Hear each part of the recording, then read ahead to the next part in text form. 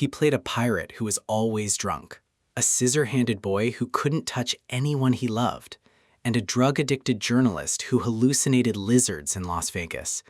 But here's the twist. None of those characters were acting. That was just Johnny Depp, one of Hollywood's biggest stars, arrested twice, addicted to every drug you can name and some you can't, spent $30,000 a month on wine alone, and trashed a hotel room so violently over a woman that the police were called. And yet, every director in Hollywood wanted him.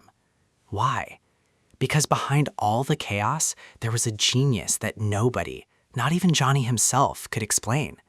Today, we go all the way back to where it started. Not the red carpets, not the pirates, not the lawsuits.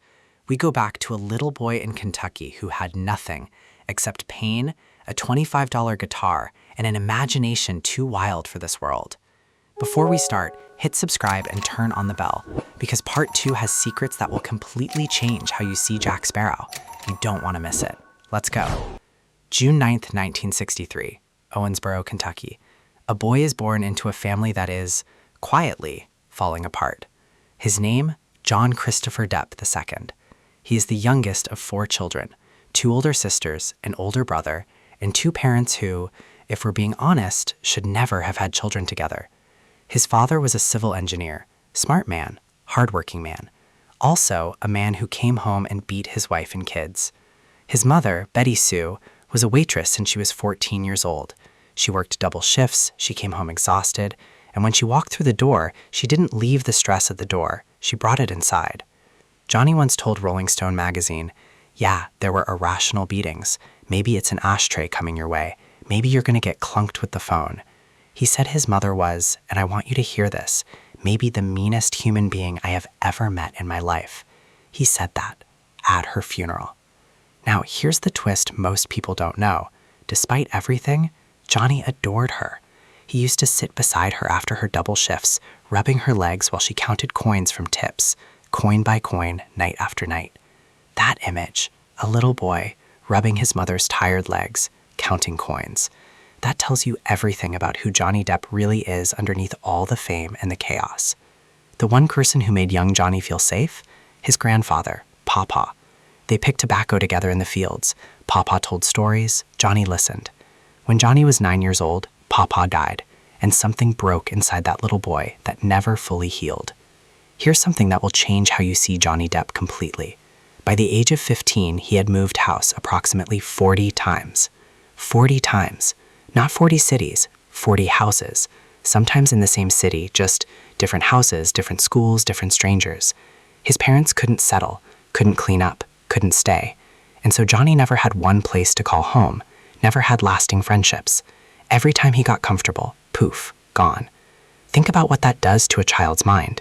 You learn not to get attached. You learn that nothing lasts. You learn that love is temporary, comfort is an illusion, and the only constant in your life is change. Sound familiar? Look at his adult relationships. Look at his career choices. He never played the same character twice. He never stayed in one box because he was trained by life to keep moving. When the family finally moved to Florida for his father's job, Johnny left his last remaining friends in Kentucky. He was 12 years old. He started smoking. He started drinking. A year later, he was in a sexual relationship with a girl several years older than him. And by 15, when his parents finally divorced, he was using, in his own words, every drug known to man. Cocaine, ecstasy, LSD, mushrooms, pot. At 15. But here's what nobody tells you. It wasn't rebellion. It was medication. He was a traumatized child trying to numb pain he didn't have the language to describe, and the drugs, at least temporarily, worked. His mother gave him a $25 electric guitar for his 12th birthday. $25, cheap, scratched, probably secondhand. It was the greatest gift anyone ever gave him. He taught himself to play, obsessively. He watched his cousins play in his uncle's gospel group, and something ignited inside him. Music became the one place where the chaos in his head made sense. He formed his first band called Flame, then another, then another. In just 4 years, he went through 14 different bands. And then something magical happened. One night while performing, a man in the audience heard them play. That man was Iggy Pop. Yes, that Iggy Pop. Iggy invited them to open for one of his concerts. a 16-year-old kid from a broken home in Kentucky opening for one of rock's greatest legends. But music didn't pay the bills. Johnny worked construction, delivered packages, and for a while sold ballpoint pens door to door. Yes, Captain Jack Sparrow, selling pens door to door. By 20, he married a makeup artist named Lori Ann Allison, who was 5 years older than him. 2 years later, she left. No money, no stability, she said. But before she walked out, she did one thing that would completely alter the course of his life. She introduced him to her friend, a young actor who had just started making a name for himself in Hollywood. His name was Nicolas Cage. Nicolas Cage didn't just befriend Johnny Depp. He told him, "You should be an actor." Johnny laughed. He was a musician. But Cage was serious. He connected him with his agent, and somehow, almost accidentally, Johnny walked into an audition for a horror film. The film was A Nightmare on Elm Street. He was only there for a small background role, a one-day job, easy money to fund his music. But the director saw something in him that Johnny didn't see in himself. They gave him the role of Glenn, one of the main characters. And in one of cinema's most iconic scenes, Glenn gets sucked into his own mattress and exploded in a geyser of blood. Johnny Depp's film debut was literally dying in a bed of blood. He was hooked, completely hooked. Not on the fame, he hadn't found that yet. He was hooked on the process, the transformation, the idea that he could become someone completely different. For a boy who had spent his whole life not knowing who he was, acting was the answer. But then came the twist that almost broke him. In 1987, he got cast in 21 Jump Street, a hit TV show, huge audience, teen idol status overnight, and he absolutely hated it. Here is something counterintuitive that most celebrities will never admit. Johnny Depp became famous, and it made him miserable. 21 Jump Street was a massive success. Teenage girls had his poster on their walls. He was on the cover of every magazine, and he felt like he was suffocating. He said, "It started to become this action-packed can of soup. You just market it and send it out." He didn't want to be a product. He wanted to be an artist. So he did something that most people in his position would never dare to do. He tried to get himself fired. He showed up on set and deliberately caused chaos.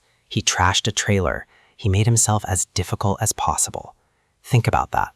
This man was handed fame, money, and security, things he never had growing up, and he sabotaged it on purpose.